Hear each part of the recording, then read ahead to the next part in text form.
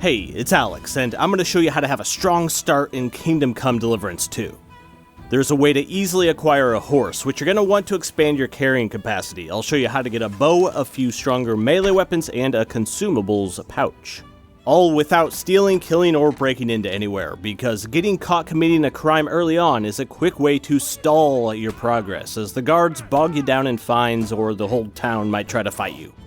Now, after you get out of the main intro tutorial stuff, you'll start the Wedding Crashers quest, and then you can pretty much explore freely wherever you want. You'll be in the town of Troskowitz, and at this point, here are a few of the things you should do immediately, starting at location number 1. In the southwest edge of town, you'll find an unassuming looking farmhouse that's hiding an important item you could easily miss in its nearby storage shed. In here you'll find on the table the Skalit's Axe, which is completely free to pick up, use, or sell. Although you won't meet the full stat requirements for this right now, it's still going to be likely more damage than what you've found so far. It also sells for a high amount, but I'm going to show you a few better things you can make money off of, so keep the axe equipped. Right next to where you just got this axe is spot number 2 on the map, which is where you'll find a large tree standing all by itself next to the road. Look up and you can spot a bird's nest, yep, right there on one of its branches. Crouch and use the throw stone input to eventually knock it down. Inside of this nest you'll find the gemstone silver ring. This ring increases your charisma, but also sells for a decent amount. Sometimes this nest likes to flex the game's physics if you're unlucky, continually rolling and rolling and rolling, and yeah, good luck. Now northwest from that tree, over to spot number 3 on the map. You'll find here a grouping of wooden statues, and on a nearby stone you'll see some snacks, and check inside the basket to get some more snacks and some free coins. Head directly east from there to spot number 4, and you'll find a tree with some stairs leading up to its base. On a bench next to it, you'll find a valuable book you can grab and take with you. Look up, and you'll find another bird's nest right above you. Knock it down with some stones, and inside that nest, you'll find some spectacles. Equipping these will increase your charisma and make you look awkwardly sexy, but also they sell for a pretty high amount. Go into your inventory, and if your speech is at least level 5, give that book a full read-through to increase it a little further. Now, southeast to spot 5, where you'll find a cemetery with a house right next to it. Make your way around the back of the house and look in this outhouse. You'll find some more discarded reading materials you can take. Read all the way through this book as well to increase your thievery stat. If you read recently, you might need to pass time for a half a day or so to then be able to complete this book before we sell it. You can find a spade at this cemetery you could steal, but I'll show you how to get a free one in a moment, so don't bother. Now head over to spot 6, which is right outside of that cemetery next to this tree by the road. You'll find here a blanket with another pair of spectacles to snag, wine, and some probably fine cheeses. Next part is back in the town of Troskowitz to get a few other important things and to start making some money. At location number 7, you'll find a small shack that has a usable alchemy table inside, but also a free recipe and potion to take. Save that recipe to sell. Over at spot 8, there's a larger building where the local scribe hangs out. Before talking to him, dip over to the side and read the book he has right here, which is a quick way to level up your scholarship ability. Now go over to the scribe and trade with him. You're going to be selling those 2 books we found and the potion recipe. Make sure to haggle the price though. Not only can you always pay less and earn more, but haggling also levels up your speech ability over time.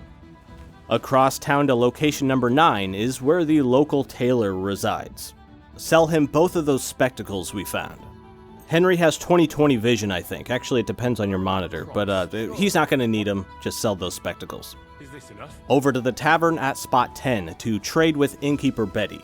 Sell her that ring you found earlier from the bird's nest. She pays a little extra for it. If you find that she won't talk with you, it's because she's still mad from the bar fight earlier, so you might need to sleep a day or 2 until you can trade with her.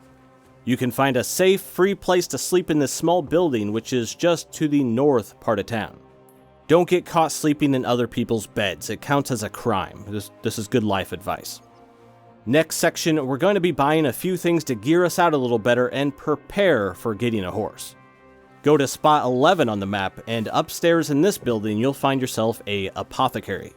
Look for the weak fox potion, which increases your speech by 3 for half a day, and purchase it.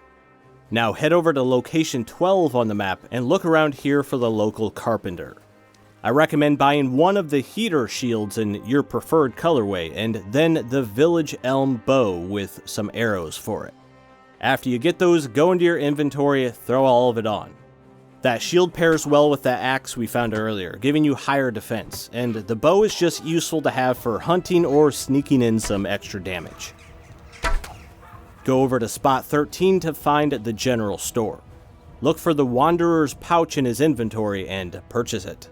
When you equip this pouch, it'll open a new quick access slot on the side of your health gauge for food or potions you can chug mid-battle. If you have a marigold potion, throw one on, because these function kind of like an early game health potion. This general store also has a pretty good sword for sale if you want to trade in that Scallet's axe we got earlier, up to your preference. This hunting sword is a pretty decent early game weapon as well. Now, before we leave this town, make sure you found Bara, the lady in red, and talk to her to receive the quest Combat Training 1. Now, this final section is the journey to obtain a horse, heading southwest out of town to spot number 14. You'll find here a little homestead, and right next to a nice little pile of poop, you'll get yourself a free spade you can just have. If you found an easier to obtain free shovel, let me know. Northwest over to spot 15, and you'll find a small pond with a dock. On that dock, you'll find some snacks, a dagger in the picnic basket, and a savior schnapps. Go into your inventory, equip that dagger, and now you can stealth kill people from behind. The final location is number 16, which is the local horse trader. As you enter this area, you'll spot your good old horse, Pebbles. Find the horse trader dude, and this is a good time to pop that savior schnapps you just got to save the game. Now go into your inventory and drink that weak fox potion we bought earlier, because we want to guarantee that we don't fail this upcoming skill check. Ask the trader about Pebbles, then you'll be presented with these skill check options and pick the speech focused one that says, "Be reasonable." Succeeding in this skill check will convince the guy to just give you Pebbles. Now you can horse. Go into your inventory and look for a newly acquired bridle and saddle, then hit the input to move those over to your horse's inventory. Equip those to Pebbles, which further increases its base stats. Now your ride is geared out and you're ready to start easily exploring Kingdom Come Deliverance 2. This horse also essentially doubles your carrying capacity at this point in the game, since you can move extra gear over to your horse to carry even if you're not physically on it. That completes every step I found for you guys, but from here I recommend doing one of 4 things next. Head northwest from Samin to find Tomcat. This guy will give you some extra combat training and also give you a few new combos. If you happen to have found a sword and some armor at this point, you can also challenge him to a duel, and if you win, he'll teach you master strikes, which are kind of like fancy counterattacks. If you instead head southwest from Samin, you can get taught in the Thievery ways, learning lockpicking and pickpocketing. Also, you can talk to this guy to sell off stolen loot. If you head far northeast from Samin, you'll find a blacksmith that will teach you the basics to start crafting. He also sells some quality armors if you can afford them.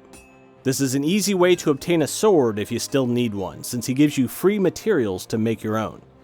Or you can head north from Samin to start the questline to find your doggo companion, if that's what you want to do next.